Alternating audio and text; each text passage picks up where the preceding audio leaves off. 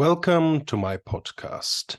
Now, in today's episode, we are gonna follow a special format that I've introduced in my review of, or preview rather, of my book, A Philosophy for the Science of Animal Consciousness, where I read out the beginnings of the book up until almost the conclusion of chapter 1.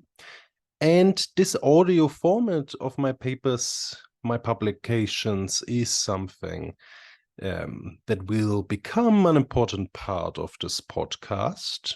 Now, today, in this episode, we will start by going back to my very first publication, Procreative, Beneficence, and Genetic Enhancement, a paper I wrote during my undergrad at the University of Bayreuth, and that I was very happy got published in my final year of my undergrad studies.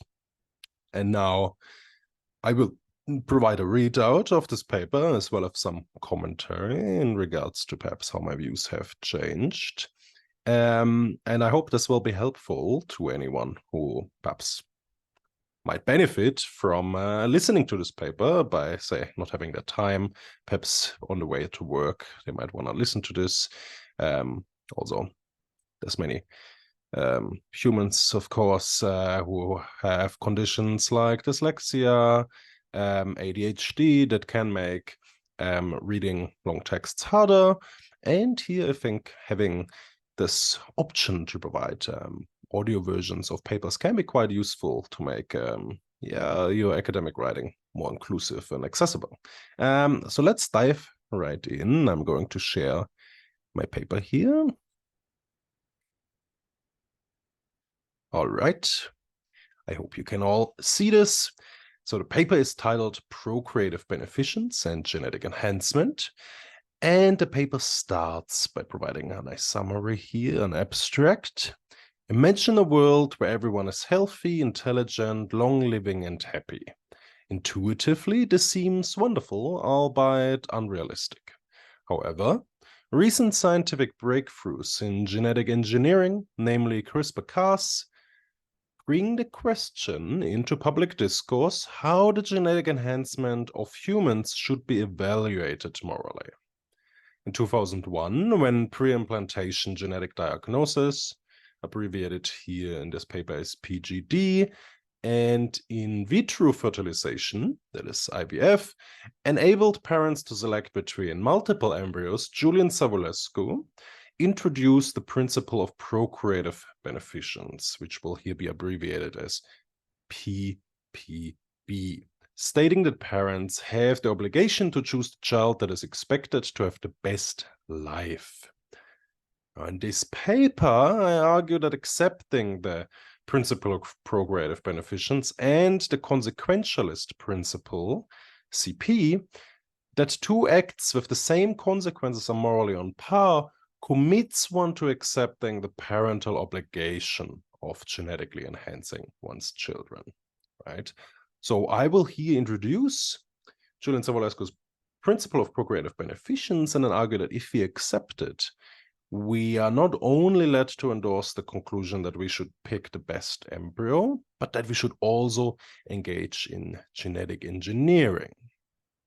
All right, so this will be the core ethical claim here, that if we accept this principle, that there is an obligation for parents to genetically enhance their offspring.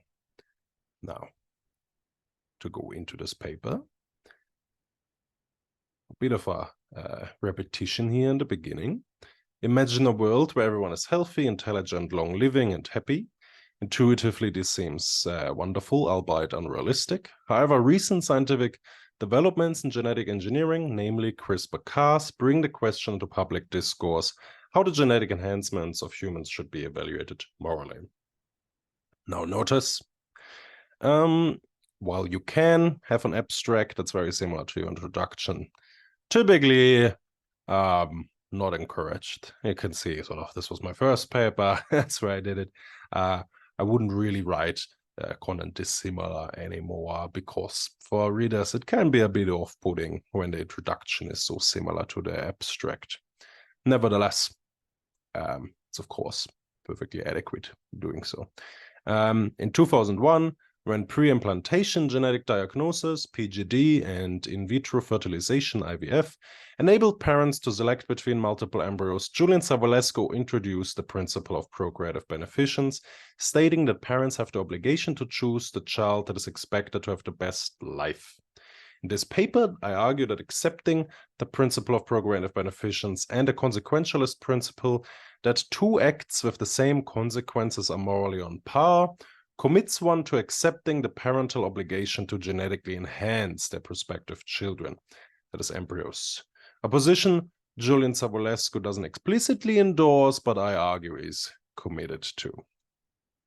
As the argument I provide may seem like a slippery slope, the largest part of this paper is tasked with responding to a multitude of possible objections.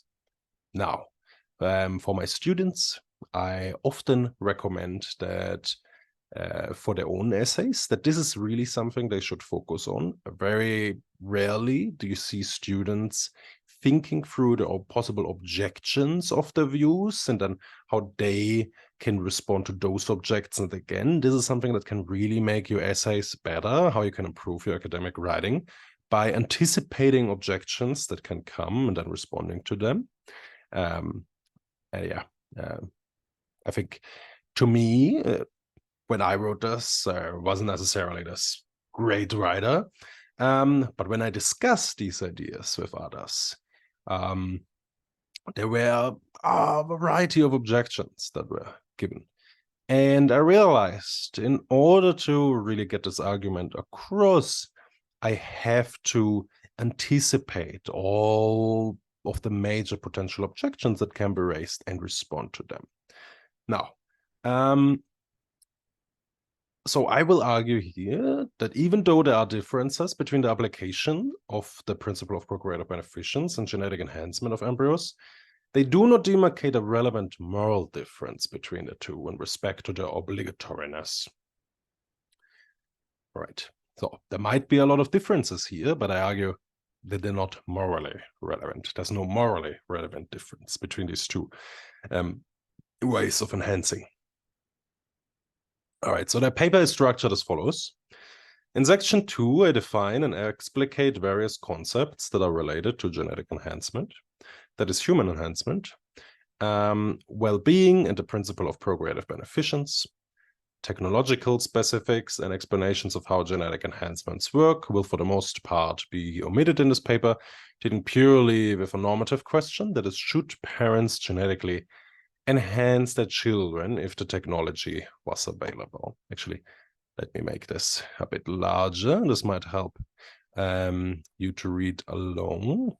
We can also go in the read mode. Perfect. Yes. All right.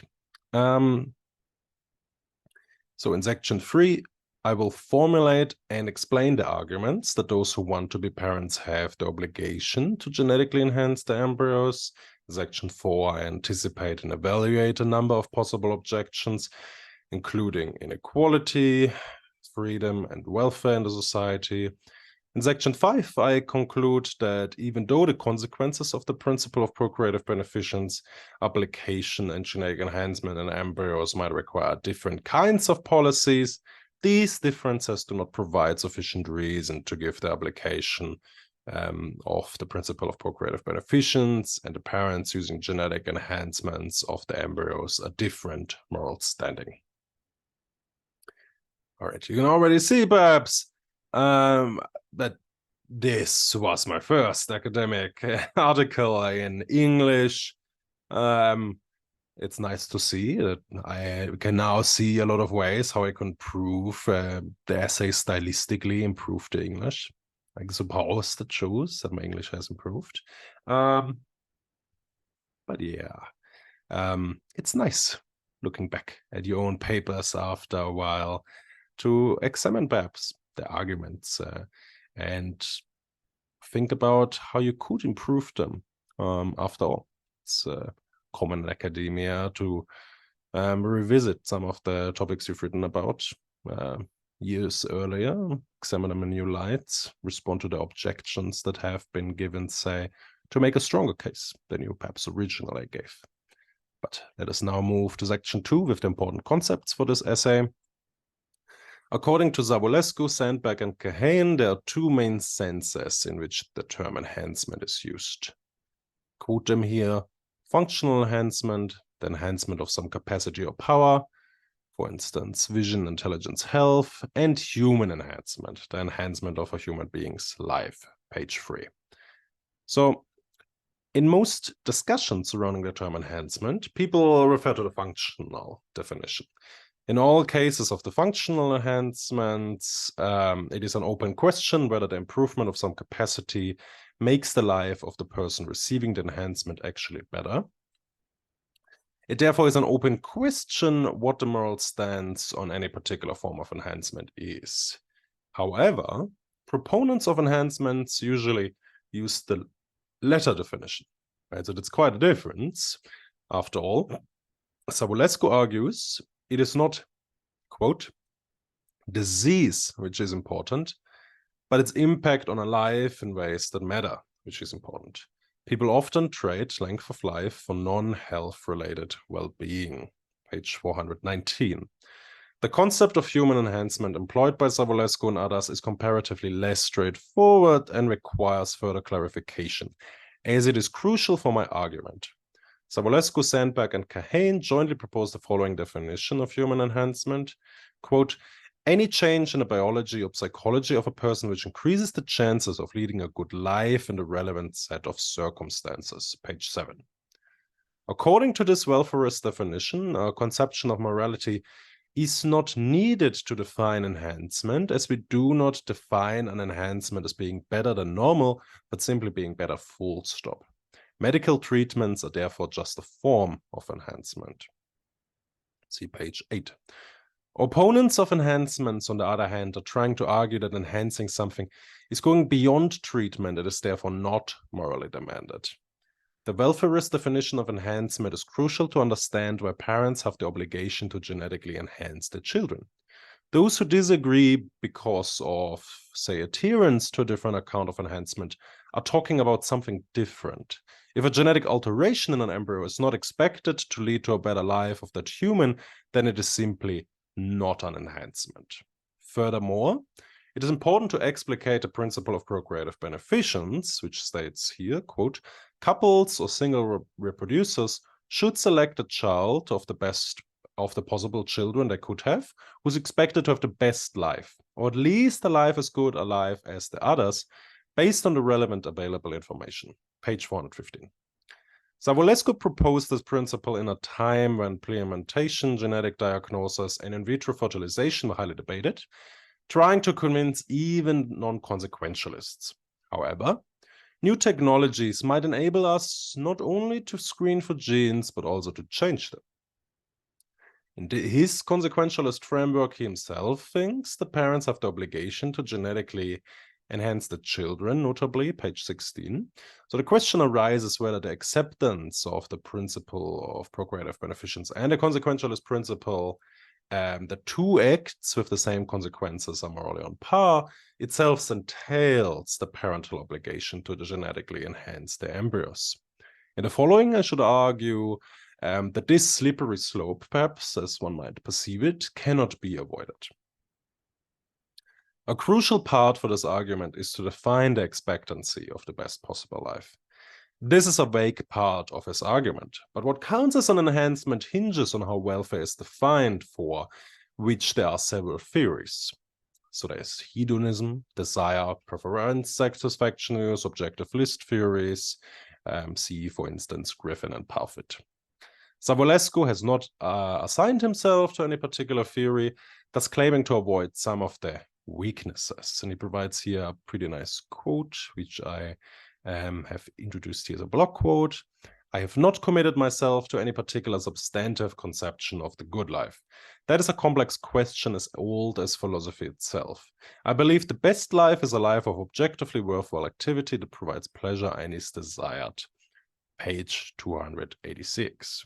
So Instead, he focuses on all-purpose goods that would, according to all of those welfare theories mentioned above, count as enhancements. For example, quote, memory, self-discipline, impulse control, foresight, patience, sense of humor, sunny temperament, empathy, imagination, sympathy, fairness, honesty, and so on. Capacity to live peaceably and socially with others. Page 284. Surely some of this might harm us. Think, for instance, of post-traumatic disorders in conjunction with better memory and imagination. But what matters is that they are expected to make a life go better. Right? They don't have to make your life go better in every single instance. What matters is that they're expected to make your life go better. A final definition of welfare is not necessary for our account as long as we're able to evaluate these all-purpose goods.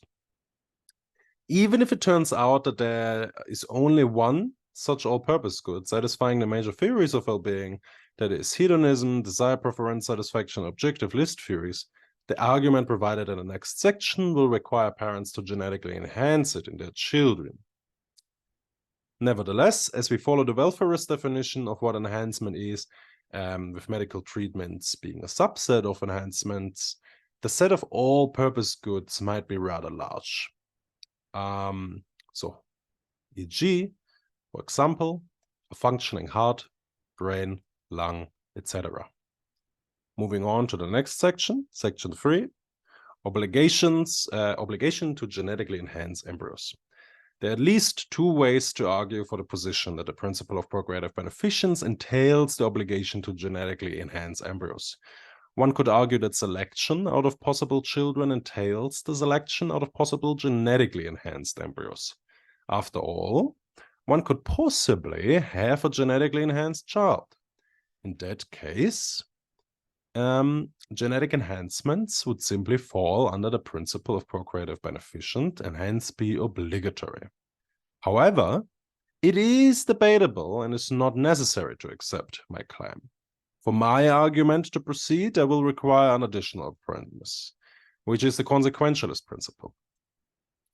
Consequentialists are only concerned with outcomes. How these outcomes are achieved is morally irrelevant. Killing and letting die are thus ceteris paribus morally equivalent.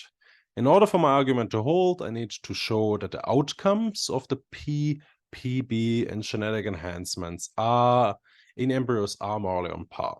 So what is this crucial outcome of PPB? It is the expectancy of the best life, which we are expected to achieve with Savulescu's all-purpose goods. To formulate my argument, we can here, in traditional philosophical form, distinguish 4 premises, which then lead to the conclusion 5.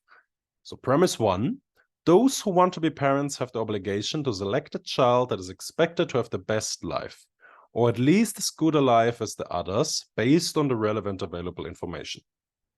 This is the principle of procreative beneficence. Now, premise 2, application of the principle of procreative beneficence leads to the creation of children that are expected to have the best life, or life at least as good as without the application of the principle of procreative beneficence, based on the relevant available information. Now, premise 3, if Act A and Act B have the same expected consequences, then they are morally on par. This is the consequentialist principle. Now, premise 4, genetic enhancements in embryos lead to the creation of children that are expected to have the best life, or a life at least as good as without genetic enhancements, based on the relevant available information. If we accept these 4 premises, we are led to the conclusion 5. Therefore, those who want to be parents have the obligation to genetically enhance the embryos. Now, from premise 1 follows that 2 is obligatory for those who want to be parents. As 2 and 4 have the same consequences, it follows from the consequentialist principle that 4 is also obligatory for those who want to be parents. As stated in the beginning, we are accepting the principle of procreative beneficence. Therefore, premise 1 and premise 2, as well as the consequentialist principle. If someone, for instance Savulescu, would want to refute the conclusion 5 without dropping one's commitment to 1, 2, and 3, only 2 ways remain. First, denying the truth of premise 4, And secondly, denying that a conclusion follows from the premises, as the consequences of premise 2 and 4 differ in a morally relevant way. Let me now turn to these considerations in section 4. Keeping in mind that every position that refutes the conclusion, but is inconsistent with premise 1, 2, and 3, is not a valid objection to the argument I bring forward. Over here in section 4, objections and defense, one cannot deny the conclusion of an argument that takes the form, if you accept these premises, you have to accept this conclusion, by denying the truth of one of the premises.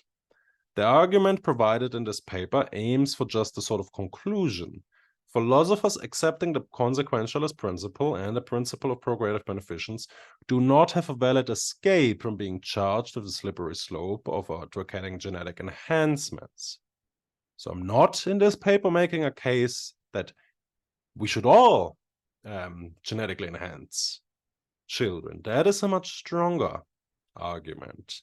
The argument I'm making is that if you accept two principles that are commonly held in bioethics or ethics more generally, then there's also the moral obligation to genetically enhance children. Now, some might see the slippery slope perhaps as an argument to question the original premises. Perhaps they shouldn't be endorsed. I'm not here really interested in this question. All I'm trying to show is that if you accept these principles, then you should also accept the conclusion to genetically enhance offspring. So to narrow the scope of this paper, I'm not taking a stance on the matter, whether the consequentialist principle or the principle of procreative beneficence is right. Such as an endeavor would require more than a single volume book. I only argue that philosophers and researchers like Julian Savulescu, Anders Sandberg, and Guy Kahane should either bite the bullet of advocating human enhancements, or indeed stop being consequentialists advocating the principle of procreative beneficence. The objections that follow are then nothing more but misguided attempts of stopping the slippery slope. Let me begin with the seemingly obvious objection that premise 4 is false. An objection often put forward is that genetic enhancements have risks that are too high or unknown and would make the life of the person targeted go worse. I argue that this hinges on different conceptions of what counts as an enhancement. First, it is clear that genetic alterations do not necessarily increase the expected welfare of an agent. However, I am not concerned with genetic alterations per se, but with genetic enhancements. No serious advocate of enhancements in humans would deny the difficulties in achieving successful genetic alterations. In fact, the terminology of philosophers and researchers advocating the principle of procreative beneficence, that is Savulescu, Sandberg, and Kahane, don't allow for this objection. As noted in section 2, they employ the welfarist definition of enhancement. A genetic enhancement, by definition, increases the expected welfare of children. The question whether genetic enhancements thus really increase welfare is irrelevant, because in virtue of premise 4, it's in fact a tautology. Though this may seem like a cheap way of justifying genetic enhancements in humans, this is what proponents of human enhancements are advocating. Using genetic alterations when they're expected to improve the life of a human embryo, including perhaps open-mindedness for the future of the technology. It can, of course, still be asked whether genetic alterations are technologically possible in such a way that they lead to the creation of a child with high expected well-being. This is an empirical question, and even if they currently are not, this doesn't free us from the task of answering this question. After all, many questions in ethics are formulated like this. One might argue that current technological limitations might give society an obligation to invest heavily into research, as the potential benefits are enormous. However, this is of no concern for my argument, because even those who disagree with genetic enhancements ever being technologically possible have to accept alleged empirical evidence.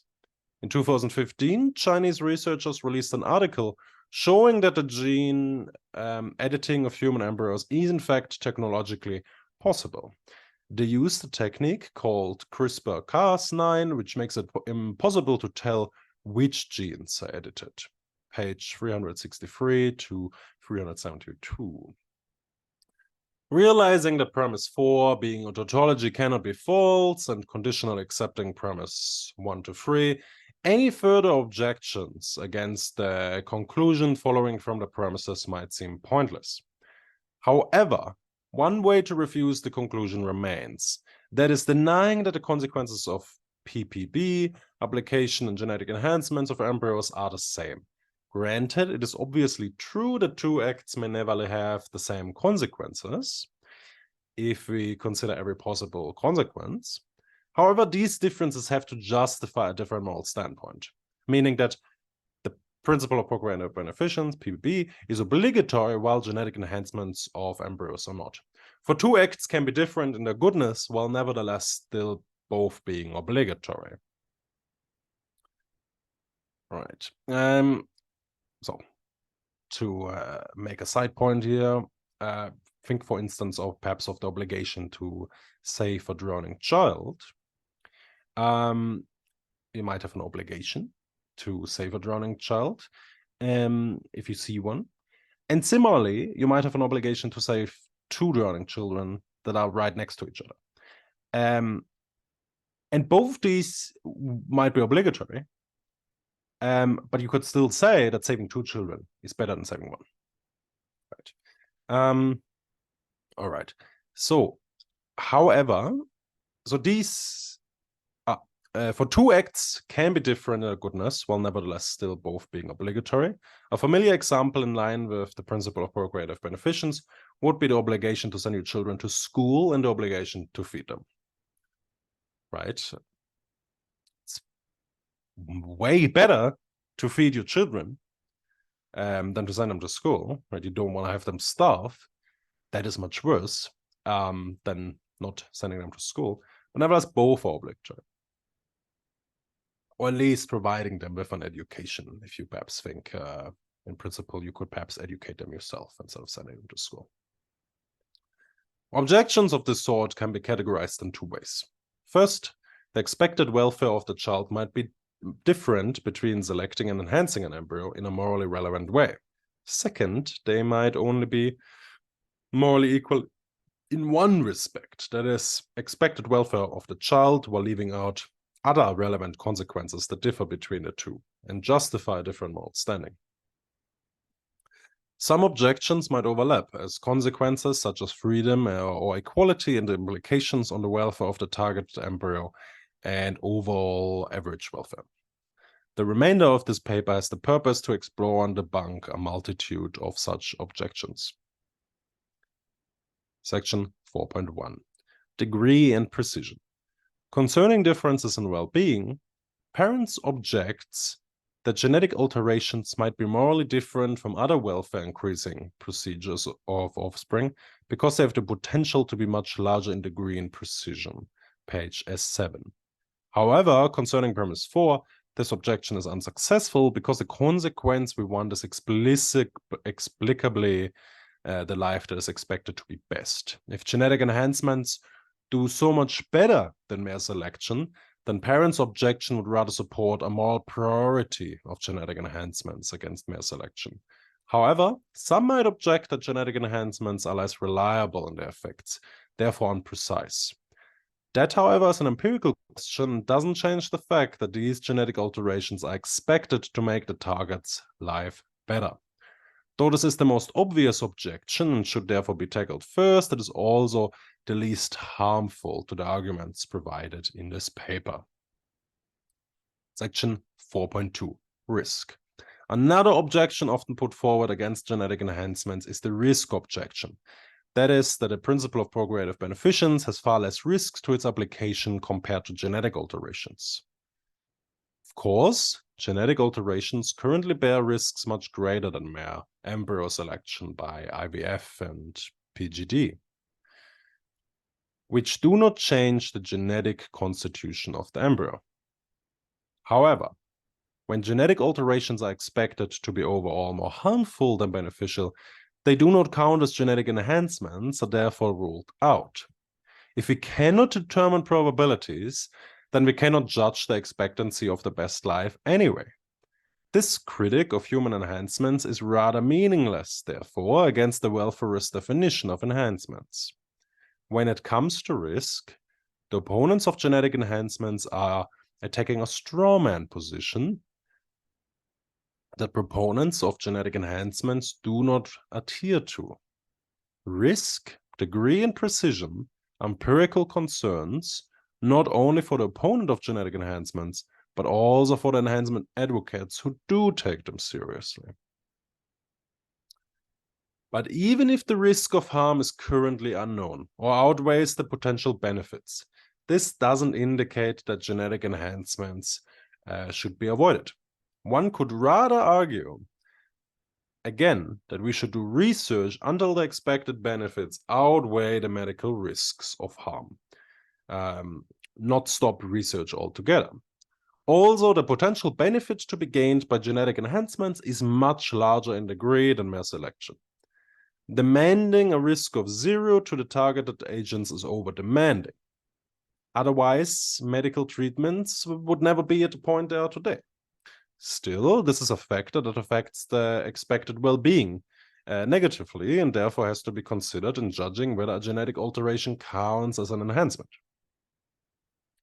One might further object that contrary to somatic gene therapy, which only affects the targeted individual, germline interventions will affect the offspring of the targeted embryo and the offspring of his offspring and so forth.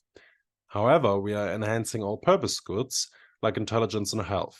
It seems implausible to claim that all-purpose goods are always expected to increase welfare, but might not do so for future generations.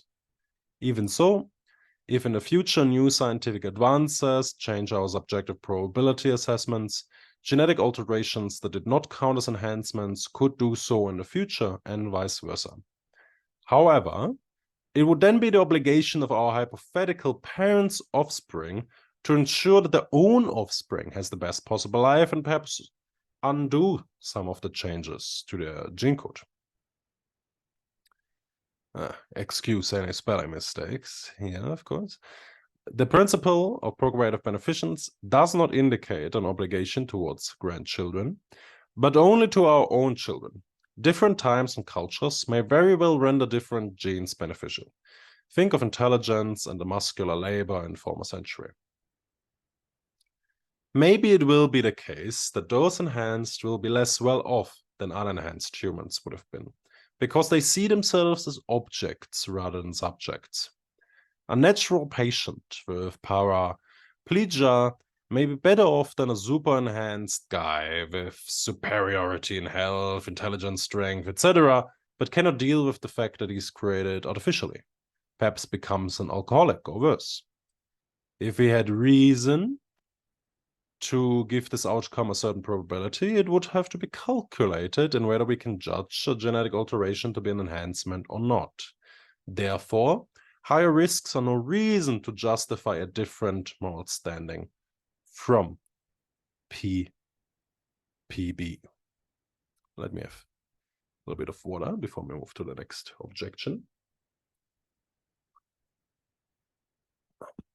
Section 4.3. However, even though the expected welfare of genetic enhancement in embryos and application of PPB are the same, the issue of potential harm to the embryo could still justify a moral difference between the two. The PPB seems to capture the intuition of parents being obligated towards the children's welfare. Harming would indeed be quite contrary to this. Savulescu argues that genetic enhancements can harm an embryo in a way mere selection cannot. He asks us to imagine an embryo A who was selected for existence but later develops cancer. As long as its life is worth living, it cannot be said that we have harmed him, for he would not have existed otherwise. However, this still seems to be morally wrong. If we genetically alter an embryo B and he develops cancer, assuming his life is worse, then it would have been without genetic alteration, then we would have harmed him. Page 422. Unlike the objection to premise 4, we cannot disregard the harm objection by hinting at the welfarist definition of enhancement. Genetic enhancements are expected to lead to the best possible life. However, harm is concerned with the actual life, not the expected welfare. In this respect, the principle of procreative beneficence and genetic enhancements differ because the harm objection is successful against genetic enhancement, while it is not against PPB. However, Savulescu's argument also implies that parents that selected an embryo with the expectancy of the highest welfare and turns out to have a higher well-being than the others cannot claim that they benefited him. On the contrary, parents that arrange the embryo to be genetically enhanced and the embryo turns out to benefit from it can take credit for this. Imagine a couple both bearing a defective gene that would certainly cause blindness in their child. IVF and PGD would not be able to help them and the child. However, a genetic enhancement would. According to the consequentialist principle, failing to select for sight and blinding a child would be morally equal. That is impermissible, as they share the same consequence. If such enhancement technology were available, children could justifiably condemn their parents for having harmed them in the sense that they did not give them this benefit. This might seem odd at first, but using an ordinary example, we condemn parents who do not send their children to school in order to ensure their education. In this case, we also use the term harm. The claim, then, that there is a moral distinction between harming and failing to benefit requires a special kind of argument that may not be compatible with the consequentialist principle. I take on the view that there is no relevant moral difference here. As such, the harm objection that aims to establish a relevant moral difference between genetic enhancements applying the principle of procreative beneficence raises a benefit objection against the principle of procreative beneficence that parents do not actually benefit their children. However, I have an additional argument against the harm objection, and that is the relevance of harm and benefit altogether. As indicated in section 3, the morally relevant part of the principle of procreative beneficence is the expectancy of the best life. I argue that it is not selection of the best expected life that is morally relevant, but a creation of the best expected life. Using again the example of a blind child or the child not being sent to school, it is obvious how the term benefit and harm seem to be used interchangeably. If refusing to provide benefits is the same as harming, then these categories are morally not exclusive. Therefore, if we take premise 3 serious, we cannot argue for a moral difference between selecting and altering. The only thing that matters is the creation of the indicated consequence, welfare. Those who disagree would have to solve the non-identity problem of Parfit, which suggested that harming future individuals is not possible because enacting in that way that people existing in the future are completely different from those who would have existed otherwise, thus would have not existed otherwise. This is under the assumption that small events can change history dramatically. The same can be said about long-term investments that would only benefit generations far in the future. However, even when we do not harm future generations, we still value actions as wrong that lead to worse lives than otherwise would have existed. Page 100 to 115. The analogy to the principle of procreative beneficence and genetic enhancements is obvious, as no one is harmed that would have otherwise existed. Therefore, I conclude that what matters for parents is not a life being beneficial or harmful for the child, but a creation of a best life in a welfarist sense, providing further support for the thesis that there is no relevant difference in the moral consequences. Let us now turn to possible moral differences between selecting, that is the application of the principle of procreative beneficence, and enhancing an embryo in areas other than the welfare of the embryo. In the following, I will explore freedom, equality, and the welfare of society. This collective rather than individual. Section 4.4, freedom. Let us first consider consequences like freedom, autonomy, or missing consent. The majority of philosophers refuse the view that it is impermissible to have children on grounds of the lacking consent for being born. The notion of requiring consent from an embryo appears to most philosophers unnecessary or perhaps more so incoherent. However, in the case of genetic enhancements on embryos, this might be different, for they could have existed without genetic enhancements. Still, there are many therapies, treatments, and medicine that are often deemed to be obligatory, even though there is no consent. For instance, vaccination, say in a young child. Also, everyone should be familiar with parents sending their children to school, even though the children might not have given them their consent. As a child, when I was a child, I certainly wondered who gave my parents my permission to do so. But even granting that we can meaningfully speak of consent here and it being morally relevant, the consequentialist framework requires us to weigh the negative consequences against benefits of such genetic alterations in order to justify a violation of consent. In fact, freedom to choose can be viewed as instrumental or even constitutive to welfare, but this objection would be ruled out by the welfarist definition of enhancement. If a genetic alteration undermines such that it cannot count as an enhancement, the question then becomes whether a genetic alteration does so in general. Thinking of deleting a gene that causes deafness or blindness suggests otherwise. In medicine, there is often a clash between respecting the autonomy of the patient and his welfare. But as Bostrom and Roach highlight, considerations like missing consent cannot be applied for embryos by definition. By definition cannot give consent. Instead, they argue we should make decisions in a way that would be in their interests, so thinking in terms of their welfare, page 22. Jürgen Habermas claims that this goes against the freedom of the embryo, page 62. He calls this denying the opportunity of being the undivided author of his own life, page 63. Again, Bostrom and Roach argue that enhancements would not decrease autonomy, but rather have the potential to increase it, page 21. Just as education makes us more autonomous, genetically increased intelligence would serve the same purpose.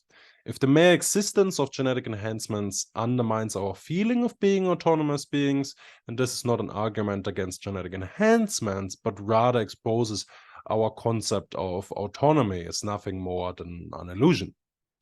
If children feel like they have to fulfill the plans of the parents, then this might limit them in their freedom to be the undivided author of their own lives, but this is an objection to particular treatment of children. Genetic enhancements have the aim to increase rather than limit one's possible choices in life. If genetic enhancements make us free to do things we would otherwise not have been able to do, then there seems to be even further support for genetic enhancements. Moving on to the next objection, equality. Suppose that besides the principle of procreative beneficence, equality is also a morally relevant consequence. There's a rather famous critique against genetic enhancements from Melbourne and Botkin, that is them being too expensive, and therefore, even when all parents follow the obligation, the children of rich parents will be far more enhanced, or those of poor parents won't get any enhancements at all, 1998. Why could this objection be applicable to genetic enhancement, but fail against the principle of procreative beneficence? Applied as an objection against PPB, Savalescu explains that one would have to argue that because selecting the child with the expectancy for the best life will lead to more inequality, parents would have to create a child with worse life prospects, page 288. Which seems to be counterintuitive. If everyone applies the PPB, there might be more equality rather than less by eliminating the natural lottery and additionally making everyone better off. Under this argument, we could accept both equality and the PPB as compatible. However, with genetic enhancements, this might not be possible. First, let me defend my argument against the intrinsic value of equality. Equality, unlike freedom or welfare as a concept, always hinges on the relations between individuals. Contrary to this, an enhancement that makes someone less equal, say by bringing a genetically altered embryo into existence with the disposition for intelligence far above average, other things being equal, this would increase inequality in genetic makeup. Concerning the worry of unequal access through wealth, Savalescu argues that it is not an objection to the principle of procreative beneficence, hence genetic enhancements, but to all purchases of benefits like better education or healthcare. If equality matters, then these benefits should be available to all, page 288.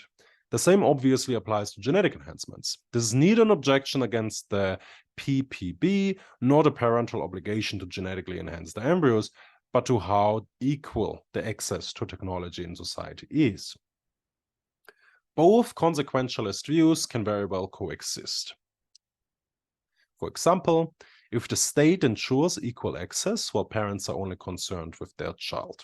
Furthermore, there are reasons to believe that genetic enhancements will not affect inequality at all, or even decrease it, as Bostrom and Roach, page 16, suggest, by making people more equal, like it is in the case with modafinil, a smart drug that is often used to increase performance rather than as it's originally intended, and medically designed for stopping those who fall asleep easily, narcolepsy. The same could hold for genetic enhancements. How inequality could affect welfare will be addressed in the following section.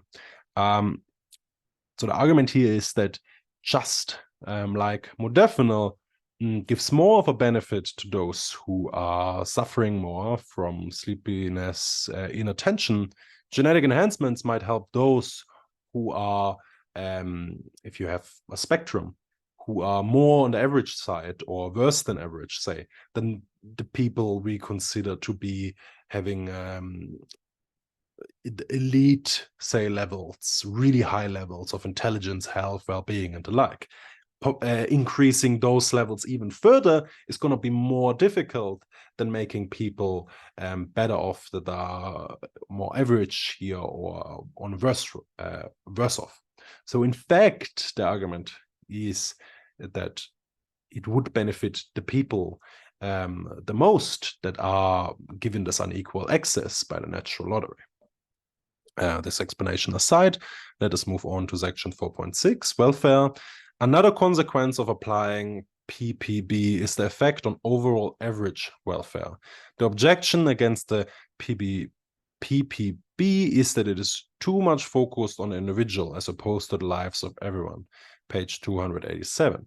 Of course, the same objection can be applied to genetic enhancements. In fact, even if we state genetic enhancements might be good for the one who gets them by definition, that's how we define enhancements, right? They could decrease the overall average welfare in the population and vice versa. Now, referring back to freedom and equality, we can account for the instrumental or constitutive welfare value to welfare in this part. The implication of both equality and freedom on the individual welfare is by definition accounted in what counts as an enhancement. However, both could have morally relevant implications on the overall average welfare. Now, I use overall average here because different people will have different views on whether, say, utilitarians or consequentialists more generally care about the total amount of welfare versus the average. Right? Some might think that it's better to have very few individuals that have very high welfare, whereas others think it's better to have more individuals that might not be as well off, but then in total there's more welfare in existence.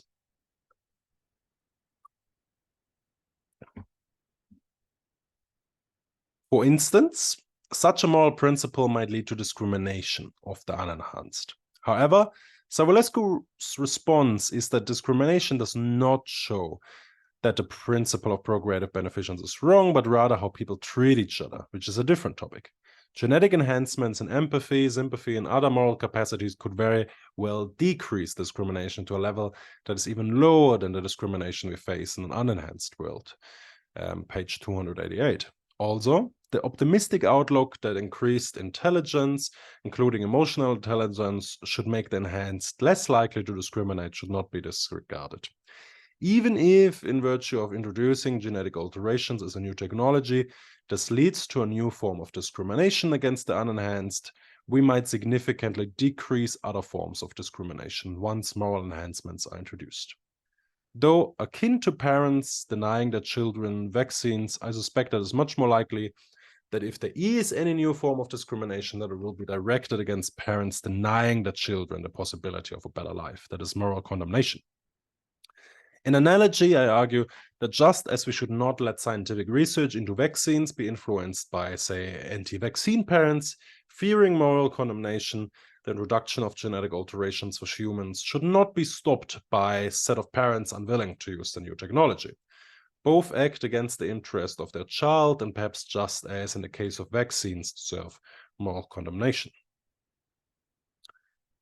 Which perhaps is quite relevant now with the last years, these debate about anti-vaccine skepticism having become much more prevalent. So in fact, vaccines are just a form of enhancements. They are expected to make you better off. So the discrimination objection further requires the possibility of distinguishing the enhanced and unenhanced. With the new technology CRISPR-Cas9, it is, however, impossible to find out which genes were altered or edited. The unenhanced might not even know that they have not received enhancements. Even if there won't be blatantly obvious discrimination of the unenhanced, we may argue that there will be discrimination in competition, like work, because the unenhanced might on average be slightly less efficient. The discrimination then would be based, however, on differences in skill rather than a naive enhanced-unenhanced distinction. But first, such a treatment does already take place and is generally not regarded as discrimination. Very few people think that paying someone more because they perform better in their job is discrimination. If some parents are able to afford a better or further education for the children, for example, tutoring, we neither prohibit such practices, nor are we able to provide good counter-arguments for parents who insist that they are obligated to provide the children with the means to go ahead. Most political philosophers take it as the task of the state to make education accessible to those who would otherwise not be able to afford it, including perhaps tutoring. Rather than denying the parental obligation of enhancing one's children, the discrimination objection provides a very good argument for an egalitarian policy, making genetic enhancements available for all. Savulescu accepts that some enhancements might make the individual better off but harm the rest. For example, by making someone manipulative or cunning, page 287. For example, parents might choose to alter the DNA of their child in a way that makes them more cunning, resulting in him being better off while the overall average welfare decreases. However, that argument can simply be taken in the opposite direction. We might want to alter the DNA of embryos that will expectedly lead them to have worse lives, but will benefit the overall average welfare. This, of course, would also be an issue for the principle of procreative beneficence. One cannot hold this view and simultaneously be in favor of the PPB. Though the argument might successfully undermine the principle of procreative beneficence, a defense of said principle exceeds the scope of this paper. For defense of the PPB, I suggest the work of Savulescu. Even so, this might be an issue for the state that should enforce restrictions, while parents are primarily concerned with the welfare of their child. The effects of one particular enhancement on the overall or average welfare of society must in the eyes of parents seem negligible. The arguments are usually stated in a much broader sense, that is the availability of the technology itself. In fact, even with restrictions on the technology, the underlying parental obligation doesn't cease to exist. If the state is justified or obligated to stop such genetic enhancements as a whole, be it by appealing to equality, freedom, or overall average welfare, it is an open question whether that actually frees parents from the obligation to genetically enhance their embryos. There are several reasons to think that a prohibition of genetic enhancements by the state doesn't free parents from the obligation. First, it would be over-demanding to ask from parents to act against the best interest of their child on grounds of marginal effects on the overall or average welfare in society. Second, it would be an incompatible view with the principle of procreative beneficence, as parents specifically aim for the best possible life. Third, even when means to genetically enhance are not available, this doesn't mean that it in the case of genetics enhancements were available, there would be no obligation to apply them. To make a comment here, this is particularly pertinent if you think about the scientific development of these technologies. We might think, well, currently there aren't any genes we could target here reliably such that they would be expected to improve human well-being. But that is perfectly fine for this ethical exercise here, right? We could say, look, yes, perhaps at the moment there are actually no genetic enhancements. But the question is, once we develop the technologies to such an extent that there were such enhancements, what should we do about it, right? So this we have to engage in these difficult bioethical questions even before these technologies become available, because firstly, they will guide then how these technologies will be used once they do, and secondly, they will help us to think about how much perhaps money we should invest into these technologies. All right. So to move to the conclusion, to conclude, objections against genetic enhancements, not weighing the costs against the benefits, must fail against the backdrop of the consequentialist principle. Of course, maybe the PPB does premise 1 or the CP does premise 3 is false. But the aim of this paper is to establish that the parental obligation to genetically enhance the children logically follows once the PBB and the CP are accepted. The slippery slope is genuine.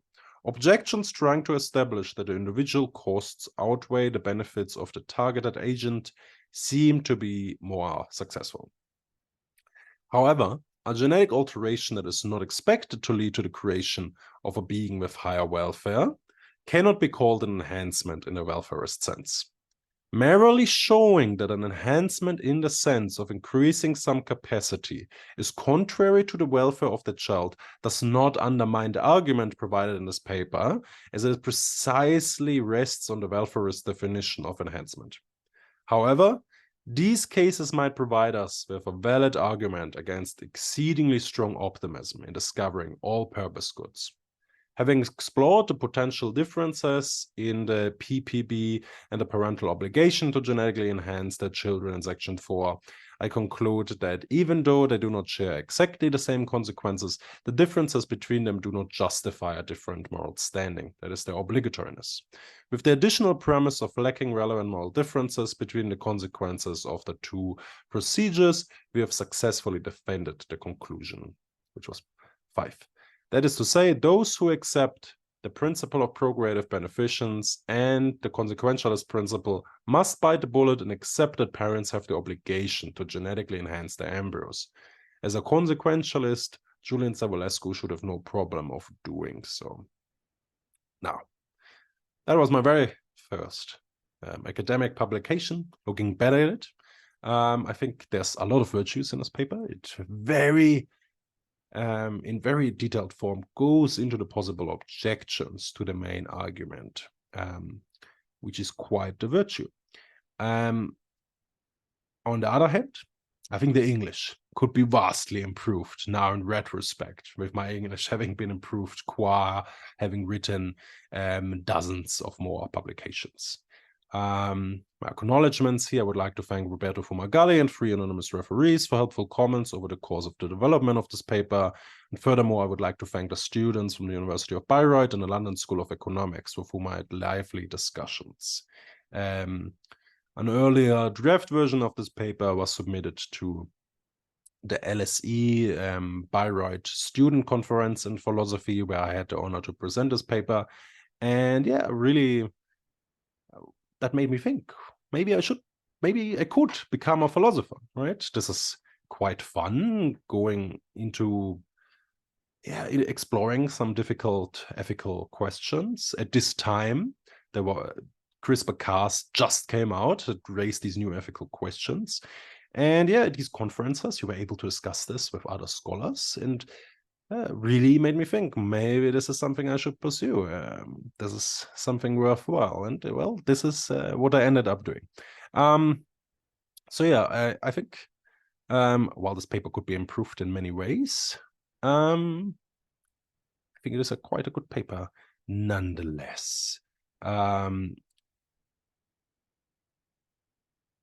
Thinking about perhaps my own students writing essays now at university, they often